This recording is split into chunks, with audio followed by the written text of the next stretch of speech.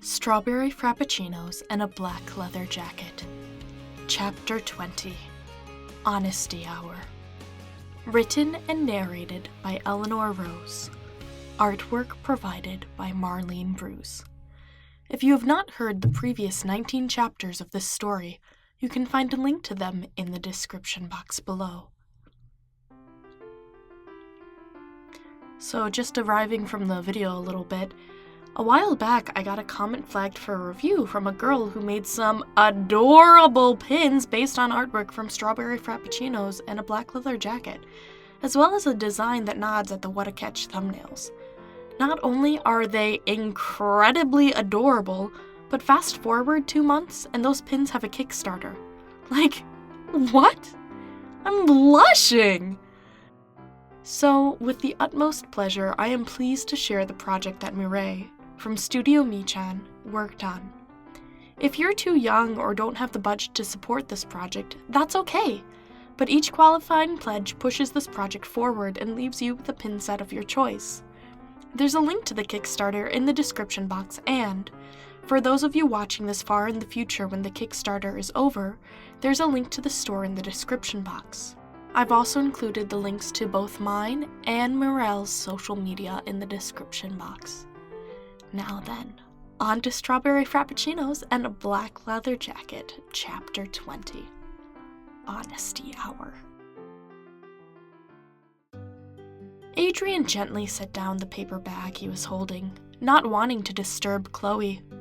She'd fallen asleep at her craft table, the soul of her design clutched in her hand.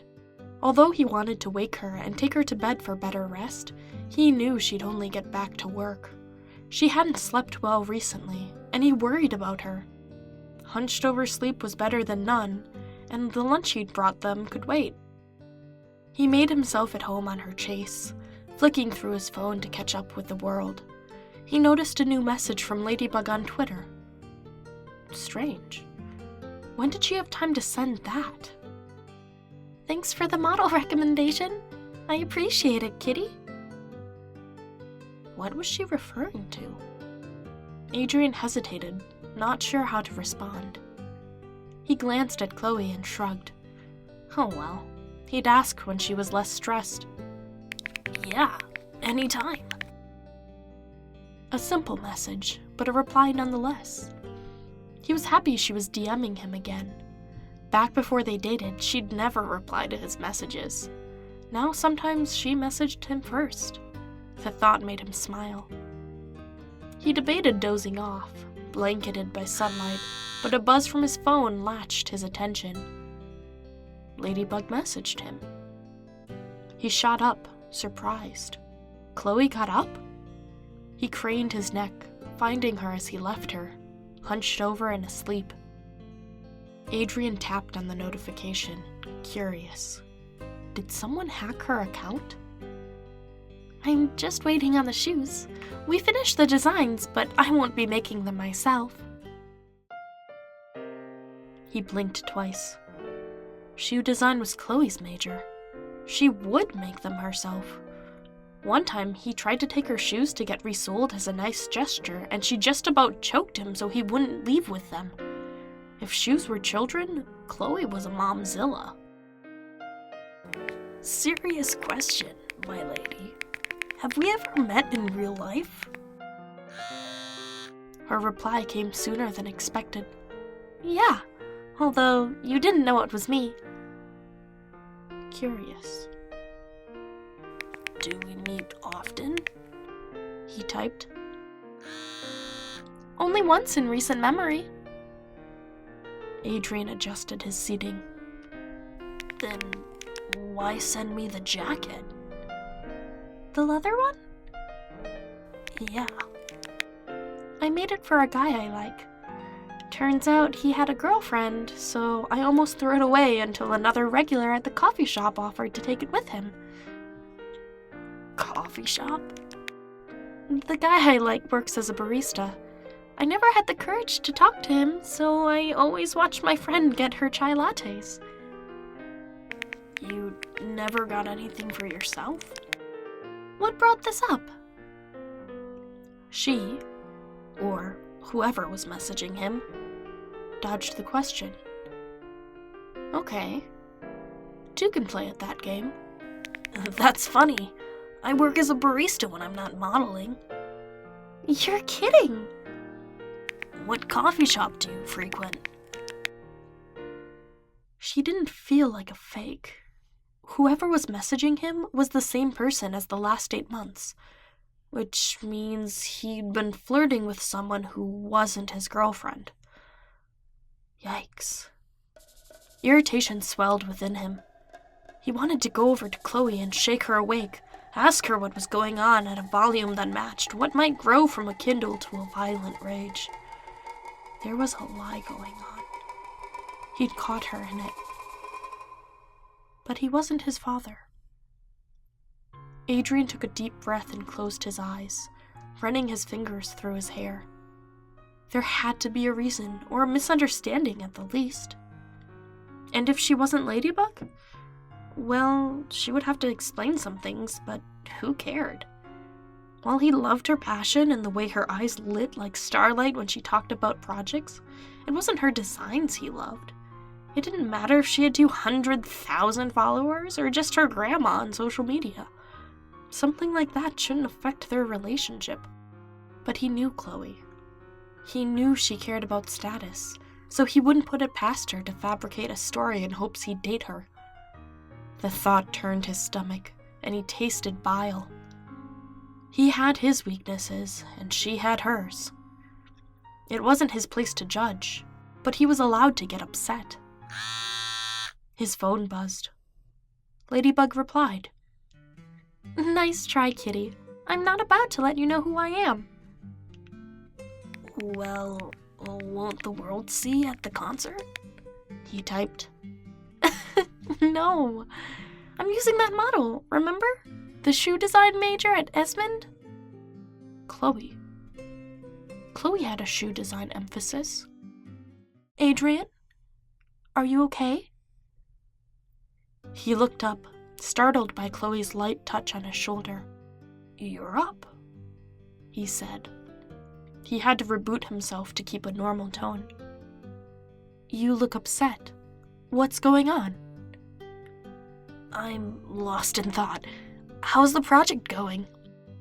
She tugged her hand away, her forefinger circling her thumb. Pretty good. I'm about halfway done, I think. Chloe turned her attention to the bouquet on the coffee table. What's the hurry? You've got time until the concert. He stood to take his place by her side.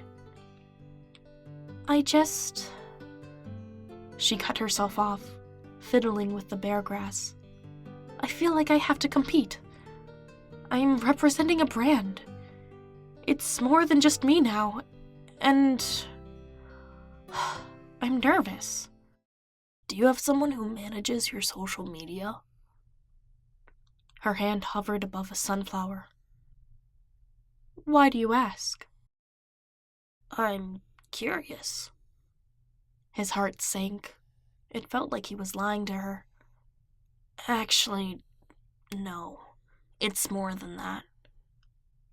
She told you. What?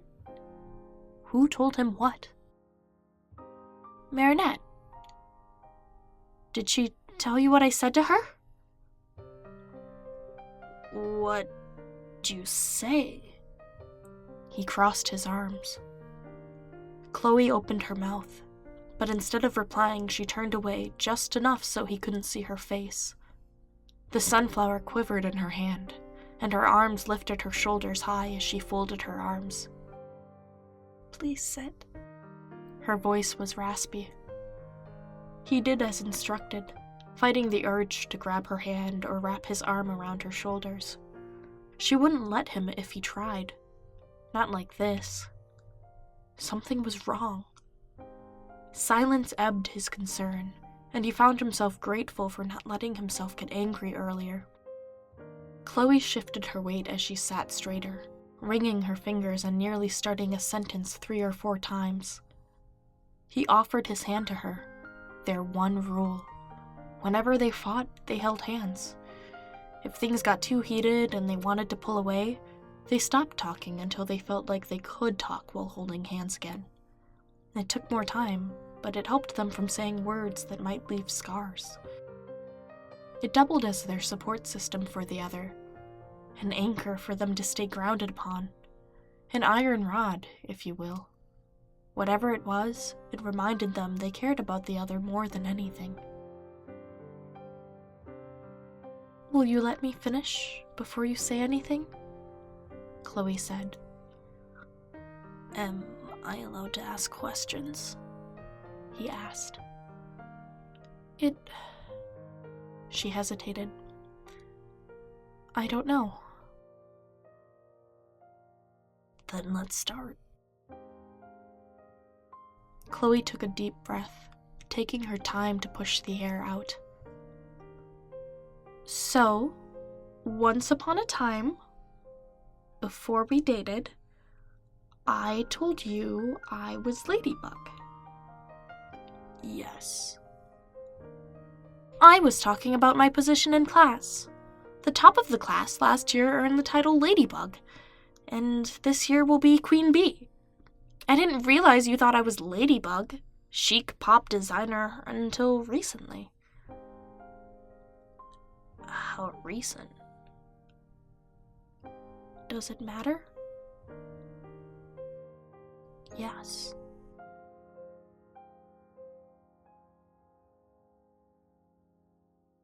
"Why?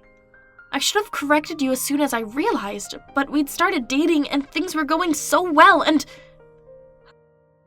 "How long, Chloe?" His tone was soft. Her shoulders rose to her ears.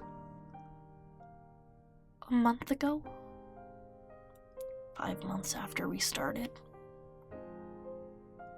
"Yeah."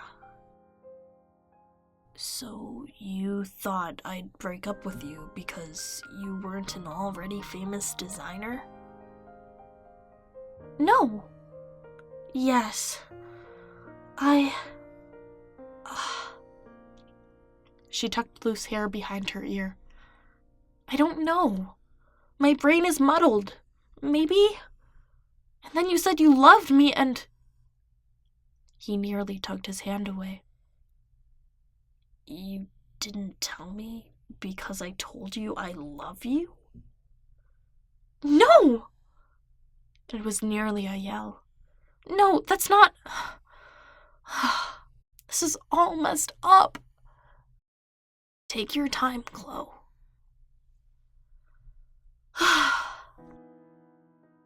"I cannot begin to tell you how happy you loving me makes me. And to hear you say that, oh, the times I imagined it made me glow. But because I held something back as though I were lying, made me feel sick to my stomach. And then I figured if I pulled some strings to make the lie somewhat truthful, it wasn't a lie." "Huh?" "It was a misunderstanding. I'm the one who misinterpreted it in the first place, remember?"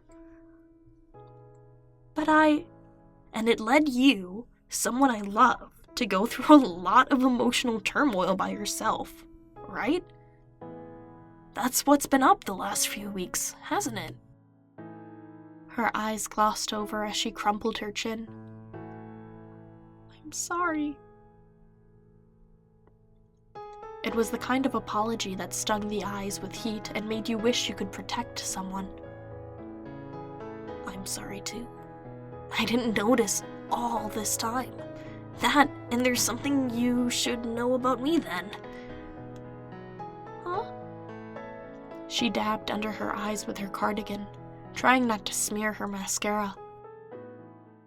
"I flirted with another girl for months." She froze, eyes wide. "Marinette," she whispered. "What? No!" He nearly stood up in protest. Did Chloe think there was something going on between the two of them? Of course there wasn't. She was just a friend. Then who? Ladybug. Ladybug? The real one? Don't call her that. You're both real. You earned your title, didn't you? You were so excited about it, you told your childhood best friend. Me. I mean Ladybug the designer. I've been DMing her for months on Twitter. And she responds? Of course she responds. I'm Cat Noir. She whipped her head in surprise, streaking down makeup she'd so carefully tried to avoid ruining. What? Yep. You? Uh-huh. How? Wait. What?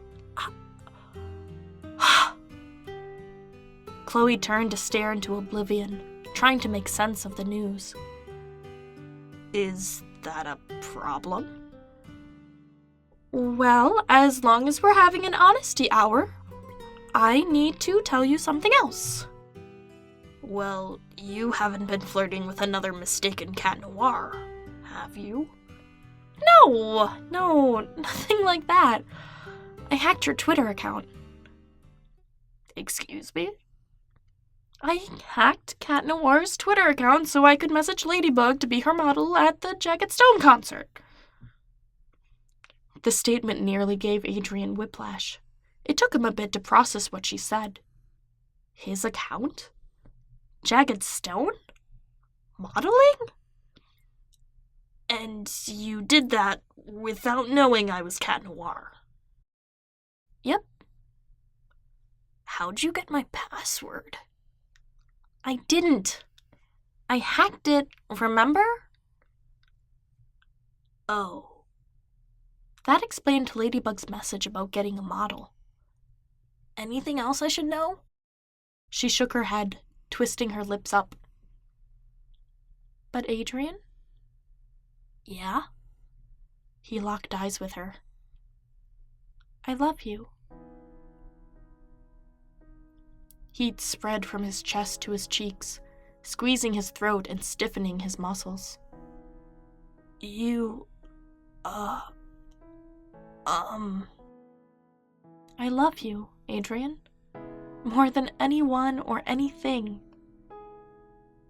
He had to turn away, his free hand covering his face. Looking back, Adrien didn't remember what happened after that. Did he kiss her? Laugh? Cry? It was a blur. He could only remember her hand clutching his and the warmth of falling asleep next to someone. While it was disappointing Chloe didn't confide in him sooner, it was a relief to know that this was their largest obstacle thus far. He wanted to be able to trust in each other, no matter what, and Chloe wasn't the one who failed this time around. It was him, for emphasizing how much he loved her as Ladybug. Hopefully her confession made them stronger, but they'd have to wait and see. In the meantime, Adrien would do everything he could to be the best boyfriend ever. He loved her, and he would prove it. Thank you so much for listening. Chapter 21 is on the way. In the meantime, you can check out these other videos for more fanfiction. I'll catch you next time.